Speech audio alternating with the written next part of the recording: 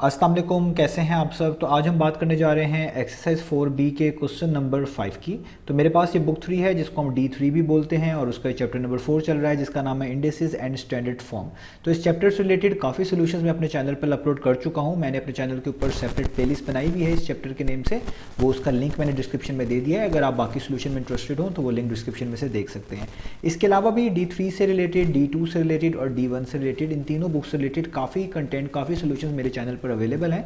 अगर आप इंटरेस्टेड हो तो मेरे चैनल की जो प्लेलिस्ट सेक्शन है वो डिफरेंट सॉल्यूशंस के लिए आप चेक कर सकते हैं। और अगर आपको कोई क्वेश्चंस हैं या सजेशंस हैं जो कि आपने मुझ तक पहुंचाने हैं तो उसके लिए मैंने एक फेसबुक पेज बनाया हुआ है, उसका लिंक भी डिस्क्रिप्शन में दे दिया है। आप उस फेसबुक पेज के थ्रू अपने क्वेश्चंस को, अपने सजेशंस को मुझ तक पहुँचा सकते हैं। तो आइए जल्दी से क्वेश्चन नंबर 5 की स्टेटमेंट रीड कर लेते हैं, इसको थोड़ा सा समझते हैं और फिर इसके सोल्यूशन को प्रॉपर्ली स्टार्ट करेंगे। तो लिखा हुआ है evaluate each of the following without the use of a calculator. आपने कैलकुलेटर का यूज़ किए बगैर इनको इवेल्युएट करना है। इवेल्युएट का मतलब होता है आपने इनकी वैल्यू फाइंड आउट करके दिखानी है, इनको एक तरह का सॉल्व कर लें, आप कह लें कि सॉल्व करके दिखाना है। और नीचे ए से लेके डी तक आप देखें डिफरेंट आपके पास जो है यहाँ पे नंबर्स गिवन है और वो सब के सब किसी रेडिकल साइन के नीचे लिखे हुए हैं। जैसे पहला वाला जो है वो स्क्वायर रूट है, दूसरा वाला क्यूब रूट है, सी पार्ट वाला फिफ्थ रूट है और डी पार्ट वाला फोर्थ रूट है। तो ये इस तरह के क्वेश्चंस हमने D1 के अंदर भी पढ़े हुए हैं, D1 के अंदर भी किए हुए हैं। यहाँ पे भी तकरीबन वही मेथड हमने यूज़ करना है और इनको विदाउट कैलकुलेटर हम आसानी से सॉल्व कर लेंगे। तो आइए स्टार्ट करते हैं।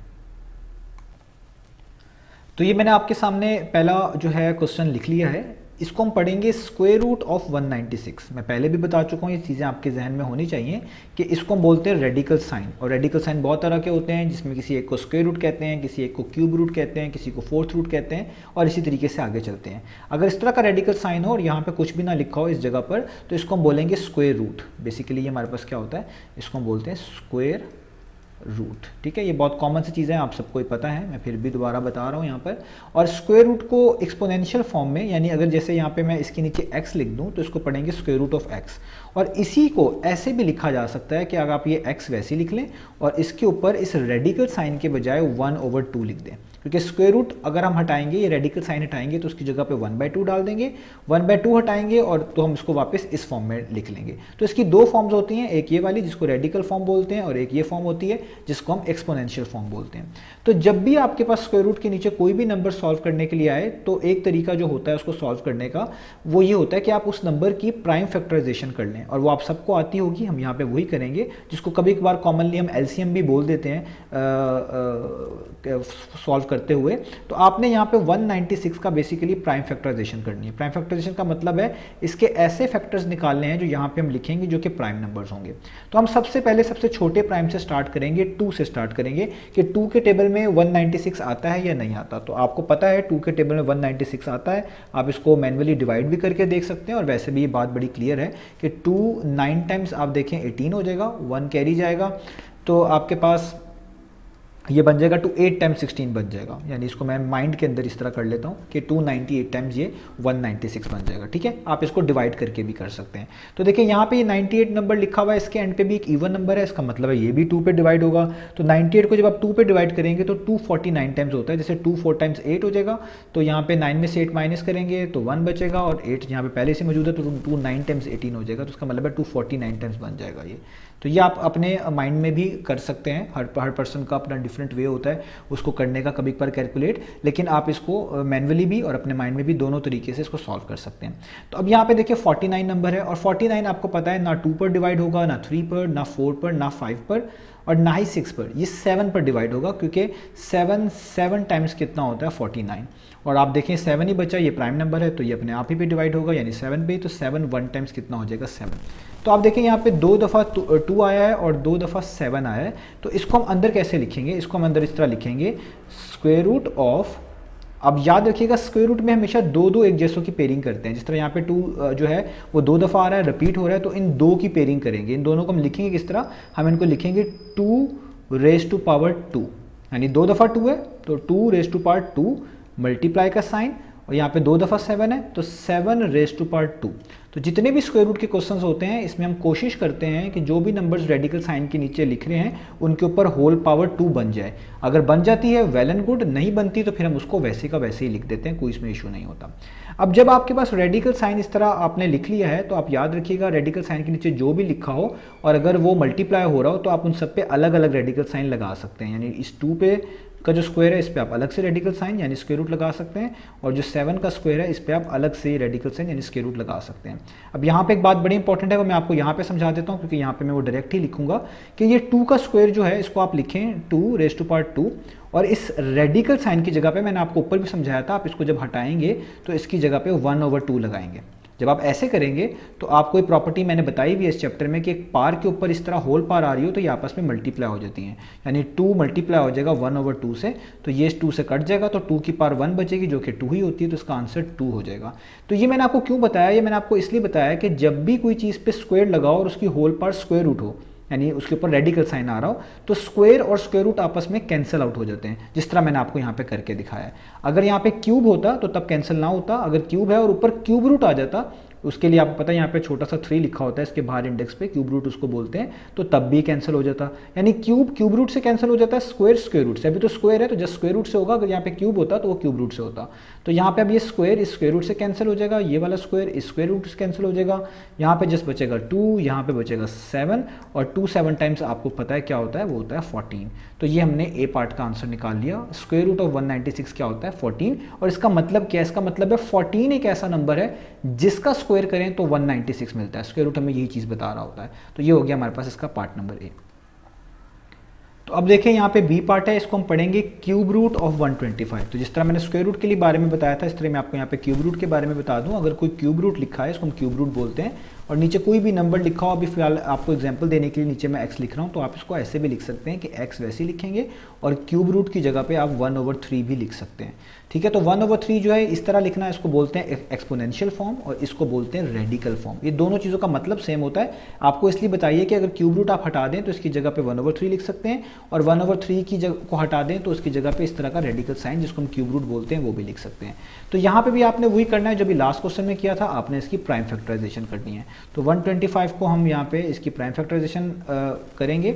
तो अब आप देखें 125 को 2 पे आप डिवाइड नहीं कर सकते क्योंकि इसका लास्ट नंबर इवन है, ये 2 पे डिवाइड नहीं होगा। इन सारे डिजिट्स को प्लस करें तो 8 बनता है जो कि 3 के टेबल पे नहीं आता, इसका मतलब है 3 पे भी डिवाइड नहीं होगा। लास्ट 2 डिजिट्स आप देखें तो ये 25 हैं, ये 4 के टेबल पे नहीं आते, तो ये पूरा भी नंबर 4 पे डिवाइड नहीं होगा। ये मैं आपको डिविजिबिलिटी रूल्स बता रहा हूँ जो आपके माइंड में होंगे। तो इसके एंड पे 5 आ रहा है तो ये 5 पे तो ईजिली डिवाइड हो जाएगा, तो इसका लास्ट डिजिट 5 है। तो आप इसको किस तरह करेंगे, 5 25 टाइम्स 125। आप इसको वैसे भी कर सकते हैं जिस तरह अभी पहले पार्ट में मैंने किया, 5 2 टाइम्स 10 हो जाएगा, तो 12 में से आप 10 जो है माइनस करें, 12 में से 2 बच जाते हैं, कि यहाँ पे 5 बच जाता है, और 5 टाइम्स 25 होता है, तो इसका मतलब है 525 टाइम्स 125 होता है। आप इसको मैनुअली लिख कर भी कर सकते हैं। अब आप आगे देखें 25 के 5 टाइम्स ही 25 होगा, और एंड पे आप कहेंगे 5 1 टाइम्स ही 5 होगा, तो 3 दफ़ा 5 आ रहा है। और देखें यहाँ पे लगा भी क्यूब रूट हुआ है, तो जब भी क्यूब रूट हो तो आपने 3 एक जैसी चीज़ों का पेयर बनाना होता है, यानी पावर 3 लेके आनी होती है, स्क्वायर रूट में पावर 2 लानी होती है।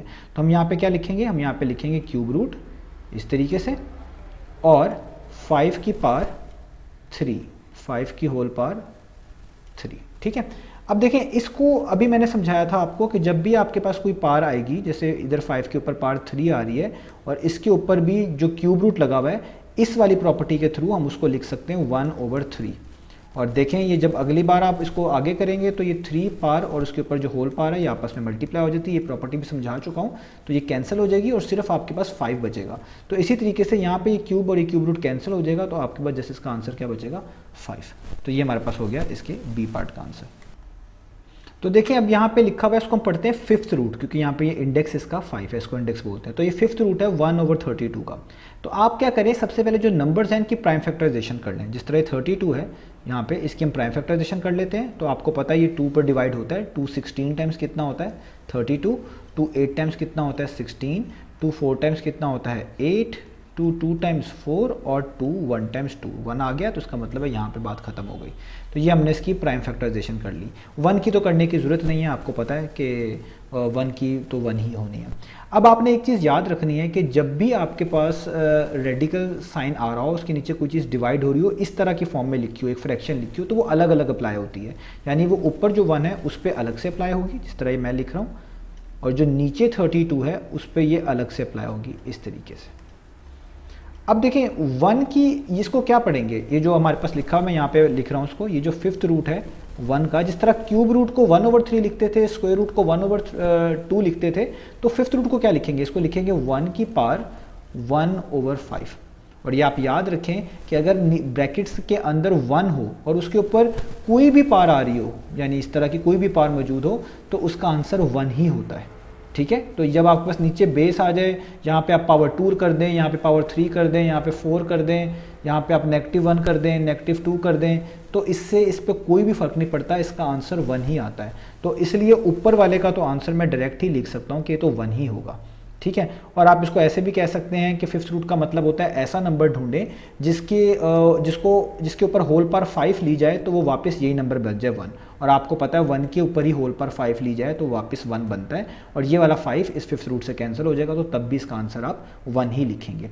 अब आप 32 देखिए, इसके बाहर इंडेक्स 5 है, मैंने आपको बताया था स्क्वायर रूट में 2 एक जैसों की पेयरिंग करते हैं, क्यूब रूट में 3 एक जैसे नंबर्स की, फोर्थ रूट में 4 और फिफ्थ रूट में 5 एक जैसे नंबर्स की पेयरिंग करते हैं। अगर हो जाए ठीक है, वरना वैसे ही लिख देते हैं। तो आप देखिए यहाँ पे जो हमने इसकी प्राइम फैक्टराइजेशन की थी 1 2 3 4 5, उसमें 5 ही 2 हैं और ये सारे मल्टीप्लाई हो रहे हैं, तो आप इसको डायरेक्ट लिख सकते हैं 2 की पावर 5 और उसके ऊपर क्या डाल देंगे आप इस तरीके से फिफ्थ रूट। और मैंने आपको अभी बताया है, इसको मैं फर्दर सॉल्व कर देता हूँ यहाँ पर फिर से समझाने के लिए, वैसे ज़रूरी नहीं है। तो आप इसको देखें, लिखा हुआ है 2 की पावर 5 और इसकी होल पावर कितनी है, वो ऊपर लगा हुआ है रेडिकल साइन, जिसको मैं फिफ्थ रूट बोल रहा हूँ। और मैंने आपको अभी समझाया है कि फिफ्थ रूट जहाँ पे भी आता है उसकी जगह पे आप 1/5 भी लिख सकते हैं उसको हटाकर। तो अगर मैं इसको हटाकर 1/5 लिख दूँ तो अभी रूल आपको बताया हुआ है, पिछले लेक्चर्स में भी बताया है कि पार के ऊपर होल पार इस तरह आ रही हो तो वो आपस में मल्टीप्लाई होती है। तो ये 5 ने मल्टीप्लाई होना है 1/5 से, तो देखिए 5 से कैंसिल, तो क्या बच रहा है आपके पास 2, इसका 2 आंसर आएगा। तो यही हम यहाँ पे करेंगे, ऊपर तो आपके पास 1 ही बचेगा और नीचे आपके पास क्या बचेगा, ये फिफ्थ, इस फिफ्थ रूट से कैंसिल और यहाँ पे क्या बच जाएगा 2। तो इसका आंसर क्या आ जाएगा 1/2। आप ये वाला स्टेप करना चाहते हैं कर लें, नहीं करना चाहते तो इसके बाद इसको आप लिख सकते हैं। बस ये आपने ख्याल रखना है कि प्राइम फैक्टराइजेशन ज़रूर आपने शो करवानी है यहाँ पर सोल्यूशन के तौर पे। तो ये हो गया इसका पार्ट नंबर सी। अब देखें ये लिखा हुआ है फोर्थ रूट ऑफ 16/81, ठीक है, अभी फोर्थ रूट है और हम क्या करेंगे, सबसे पहले इनकी प्राइम फैक्टराइजेशन करेंगे। तो हम 16 की प्राइम फैक्टराइजेशन कर लेते हैं, यहाँ पर यहीं पे कर लेते हैं 16 की प्राइम फैक्टराइजेशन। तो 2 पे डिवाइड होता है, 2 8 टाइम्स, फिर 2 4 टाइम्स, 2 2 टाइम्स और 2 1 टाइम्स। ये हमने इसकी प्राइम फैक्टराइजेशन कर ली। अब जो नीचे 81 लिखा हुआ है इसकी भी प्राइम फैक्टराइजेशन कर लेते हैं हम यहाँ पर 81, ठीक है। अब 81 जो है वो 3 पर डिवाइड होता है, 2 पर डिवाइड नहीं होता क्योंकि 8 + 1 9 है और 9 3 पे आता है, तो इसका मतलब है 81 भी 3 पे आएगा। ये डिविजिबिलिटी टेस्ट होते हैं, आपको याद होने चाहिए ताकि आपको बगैर कैलकुलेटर के हेल्प मिल सके। तो 3 बेसिकली 27 टाइम्स करेंगे तो आपको 81 मिलेगा, ठीक है। अब 3 9 टाइम्स करेंगे तो 27 मिलेगा और 3 3 टाइम्स करेंगे तो 9 मिलेगा और 3 1 टाइम्स करेंगे तो आपको 3 मिलेगा। तो मैंने प्राइम फैक्टराइजेशन कर ली। अब फिर दोबारा एक चीज़ बताता चलूँ कि जिस तरह मैंने बाकियों में सब सवालों में अलग अलग बताया, यहाँ पे भी ये फोर्थ रूट है। जब भी किसी पे फोर्थ रूट लगा है इस तरीके से और इसके नीचे कुछ भी लिखा हो तो इसको आप लिख सकते हैं नीचे वाला वैसे ही, और इस रेडिकल साइन की जगह पे जिसको मैं फोर्थ रूट बोल रहा हूँ आप लिख सकते हैं 1/4। स्क्वायर रूट आता है तो 1/2 लिख देते हैं, क्यूब रूट आता है तो 1/3 की फॉर्म में लिख सकते हैं, फोर्थ रूट आता है तो 1/4 की फॉर्म में लिख सकते हैं। तो अभी हमने क्या करना है ये मैंने आपको इसलिए बता दिया क्योंकि अगले स्टेप में हमने ये करना है। मैंने इन दोनों की जब ये यहाँ पे प्राइम फैक्टराइजेशन कर ली है, अब देखिए फोर्थ रूट है, जितना यहाँ पे इंडेक्स होता है उतने जैसे नंबर्स को नीचे अंदर जो है पेयर करना पड़ता है। अगर स्क्वायर रूट हो तो अंदर जो आपने नंबर की प्राइम फैक्टराइजेशन की होती है उसमें उसके प्राइम फैक्टर्स में जो 2 एक जैसे आ रहे होते हैं उनको पेयर करना होता है। यहाँ पे क्योंकि फोर्थ रूट है तो 16 की प्राइम फैक्टराइजेशन में आपने 4 एक जैसे नंबर्स को पेयर करना है, यानी पावर 4 बनानी होती है। अगर बन जाती है वेल एंड गुड, नहीं बनती तो आप उनको उसी फॉर्म में लिख देते हैं। तो आप 16 की प्राइम फैक्टराइजेशन देखें तो 1 2 3 और 4, ये 4 ही 2 आ रहे हैं। तो इसका मतलब है जो चीज़ यहाँ पे लिखी होती है इसको आप लिख सकते हैं, 4 2 है मल्टीप्लाई होते हैं तो इसको आप लिखेंगे 2⁴ इस तरीके से। नीचे भी देखें 81 भी क्योंकि फोर्थ रूट के अंडर ही है तो इसमें भी आपने 4 एक जैसे नंबर्स को देखना है और उन पे पेयर बनाना है उनको। तो 1 2 3 और 4, देखें ये 4 ही नंबर हैं और ये मल्टीप्लाई हो रहे हैं तो इनको भी आप लिख सकते हैं 3⁴। और ऊपर फोर्थ रूट जो है अभी वैसे का वैसे ही आ जाएगा। अब मैंने आपको लास्ट में प्रॉपर्टी बताई है रेडिकल साइंस की, कि जब भी आपके पास ये रेडिकल साइंस आए, उनके नीचे कोई इस तरह फ्रैक्शंस लिखी हों, तो आप उन पे रेडिकल अलग अलग अप्लाई कर सकते हैं। यानी जो 2⁴ है इस पे रेडिकल साइन अलग से अप्लाई होगा इस तरीके से, और जो ये 3⁴ है इस पे ये रेडिकल साइन अलग से अप्लाई होगा इस तरीके से। और ये चीज़ें मैं आपको बता चुका हूँ कि अगर यहाँ पे पार और यहाँ पे इंडेक्स सेम हो, यानी अगर स्क्वायर हो तो स्क्वायर के लिए तो यहाँ पे इंडेक्स नहीं लिखा होता, उसको तो खुद आपको समझ आ जाएगा, यहाँ पे कोई इंडेक्स नहीं लिखा हो तो स्क्वायर रूट है। पार्ट 2 हो और ऊपर स्क्वायर रूट हो वो आपस में कैंसिल हो जाता है, पार्ट 3 हो और इधर क्यूब रूट हो वो भी कैंसिल हो जाता है। इसी तरीके से पार्ट 4 हो और ऊपर फोर्थ रूट लगाओ तो ये भी कैंसिल हो जाता है। इधर भी ये 4 है और ये फोर्थ रूट इसके ऊपर लगा हुआ, ये कैंसिल हो जाएगा, तो इसका आंसर आ जाएगा 2/3। अब एक चीज़ का आपने ख्याल रखना है इस स्टेप के बारे में, ये मैं आपको यहाँ पे बता भी देता हूँ। इसका मतलब क्या होता है, इसका मतलब होता है 2⁴ है और ये जो ऊपर रेडिकल साइन लिखा हुआ है जिसको मैं आपको अभी बताया है, इसको आप कन्वर्ट कर सकते हैं 1/4 में, इसके ऊपर 1/4 है। तो जब आप देखेंगे पार है और होल पार है तो रूल ये है कि जब पार के ऊपर इस तरह होल पार आ जाए तो आप इनको आपस में मल्टीप्लाई करते हैं। तो ये मैंने कर दिया मल्टीप्लाई, ये कट हो जाता है तो सिर्फ क्या बचता है 2। तो इसी चीज़ को हम शॉर्ट करके इस तरह कह देते हैं कि 4 वाली पार्ट्स फोर्थ रूट से कैंसिल हो जाती हैं, जो मैंने यहाँ पे करके भी दिखाया। 4 वाली पार फोर्थ रूट से कैंसिल होगी, नीचे भी 4 वाली पार फोर्थ रूट के लिए कैंसिल होगी। बस ये ख्याल रखना है कि जो पार यहाँ पे हो उतना ही रूट होना चाहिए। अगर स्क्वायर है तो स्क्वायर रूट होना चाहिए, क्यूब है तो क्यूब रूट होना चाहिए, तब भी कैंसिल होंगे, अदरवाइज नहीं। तो ये हो गया हमारे पास इसका पार्ट नंबर डी। मुझे उम्मीद है आपको ये क्वेश्चन समझ आए होंगे। तो इंशाल्लाह नेक्स्ट वीडियो में मिलेंगे बाकी सॉल्यूशंस के साथ।